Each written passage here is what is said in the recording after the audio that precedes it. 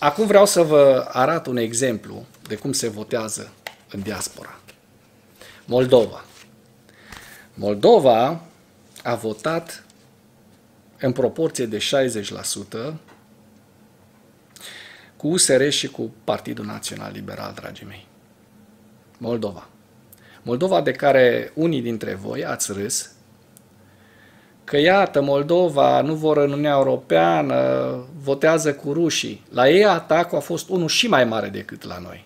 La noi a fost pe TikTok, toate gâștele și gânsacii au înghițit galușca suveranistă, neolegionară, dar uite, Uniunea Salvați România în Moldova a luat aproape 60%. Partidul Național Liberal a luat 20%.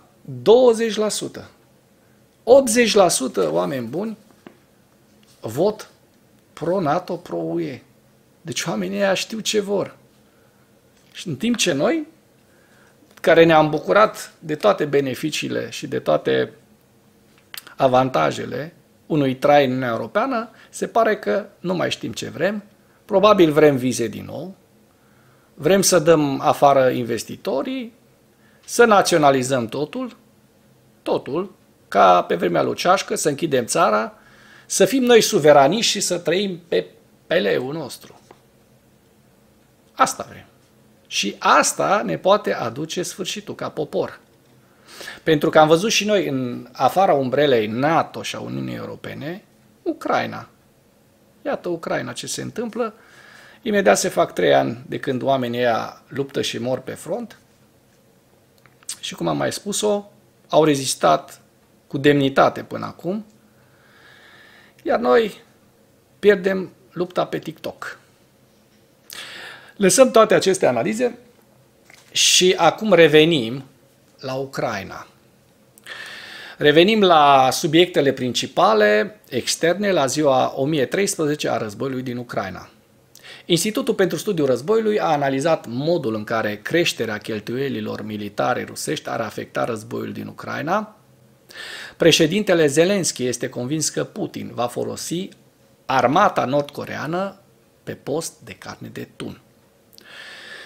Analiștii de la Institutul pentru Studiul Războiului consideră că o creștere a cheltuielilor militare rusești nu echivalează cu o creștere a potențialului militar rusesc, dar ar putea afecta capacitatea Kremlinului de a susține războiul din Ucraina. Dictatorul Kremlinului, Vladimir Putin, a semnat un decret de aprobare a bugetului federal pentru 2025 și a proiectului de buget federal pentru 2026-2027 la 1 decembrie, de Ziua Națională a României. Nu că a vrut el sau că îi păsa de 1 decembrie Ziua Națională a României, așa s-a nimerit. În bugetul pentru 2025, aproximativ 41%, atenție, 41% din cheltuielile anuale ale Rusiei sunt alocate nevoilor militare. Dar Rusia nu vrea război, ea vrea pace, așa ne zice Georgescu, Kremlin Georgescu. Institutul pentru Studiul Războiului continuă să evalueze că o creștere a cheltuielilor militare rusești, deși periculoasă, nu echivalează neapărat cu o creștere simultană a capacității militare rusești, mai ales având în vedere că o parte semnificativă a fondurilor sunt direcționate către plata beneficiilor militarilor ruși, a veteranilor și, bineînțeles, a răniților sau morților, ai căror membri ai familiilor lor beneficiază de aceste ajutoare. Analiștii notează că concentrarea continuă a Rusiei asupra cheltuielilor militare ar putea afecta de asemenea eficacitatea și sustenabilitatea programelor sociale rusești, a economiei în general, ceea ce ar putea afecta capacitatea Kremlinului de a sprijini războiul din Ucraina, având în vedere presiunea tot mai mare asupra economiei rusești și tentația lui Putin de a evita riscurile pentru stabilitatea regimului său. Ministerul rus al apărării l-a înlocuit pe generalul Sergei Kisel cu generalul colonel Oleksandr Chaiko, care va reveni la postul de comandant al grupării de trupe rusești din Siria, deși rămâne neclar cum s-ar putea schimba operațiunile rusești în Siria. Știm foarte bine ce se întâmplă în Siria, unde rebelii au pus mâna pe o mare parte din teritoriile pe care Rusia le controla până acum. Deci, acolo situația pentru Rusia este foarte, foarte balșoi nasoală. Presa de stat rusă a raportat că comandamentul militar rus l-a numit pe general-colonelul Rustam Muradov ca prim adjunct al comandantului forțelor terestre rusești. Avem și o veste bună, adică o veste prin care vedem ce se întâmplă în Georgia. Opoziția georgiană continuă să conteste legitimitatea victoriei electorale a partidului de guvernământ Visul Georgian, după ce Georgian Dream, Visul Georgian, a suspendat negocierile privind aderarea Georgiei la Uniunea Europeană. Trupele ucrainene au avansat recent în regiunea Kursk, în timp ce trupele ruse au avansat în apropiere de Pokrovsk și Guaidaipol. Ziua 1013 a războiului din Ucraina.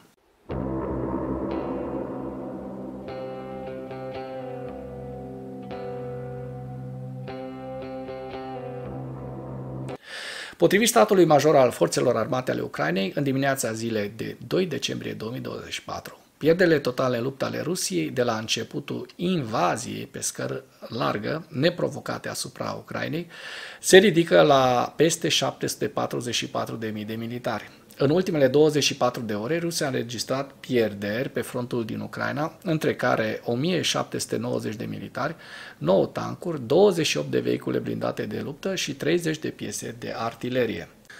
Dacă până în acest moment ai găsit informații utile în material, contribuie cu un like și cu o distribuire a acestui videoclip pentru a ajunge la cât mai multă lume. Președintele Volodymyr Zelensky prezice că Rusia va trimite mulți soldați nord-coreeni în prima linie a Ucrainei, care aproape sigur vor fi folosiți pe post de carne de tun. Zelensky, într-un interviu cu agenția japoneză Kyodo News, spune acest lucru, prezicând că mulți soldați nord-coreeni vor fi sacrificați de către dictatorul rus Vladimir Putin, care îi va folosi carne de tun. Zelensky nu a spus câți soldați nord-coreeni trimiși în regiunea Kursk au fost uciși sau răniți în luptele împotriva forțelor ucrainene, dar potrivit acestuia există date că aproximativ 12.000 de soldați nord-coreeni au fost dislocați în Kursk, dar Ucraina trebuie să aibă dovezi înainte de a da numărul exact al victimelor.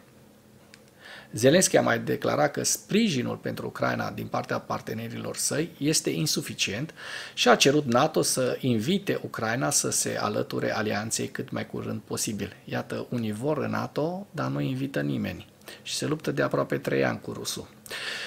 Da, din dotarea, așa cum știm, a 10 brigăzi promise de către Occident, doar 2,5 brigăzi au fost echipate, dragii mei. În ceea ce urmează vă prezint un slide cu evoluția de ieri a celor mai importante fronturi din Ucraina și cu principalele știri din presa ucraineană. Hărțile sunt creația Institutului pentru Studiul Războiului.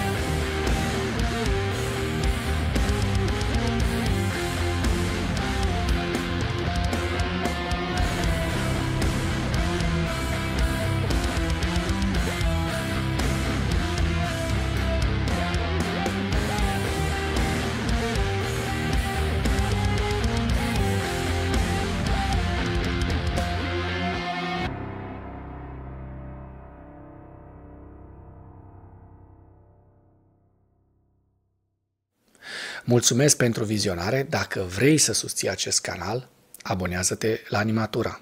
Apreciez mult asta.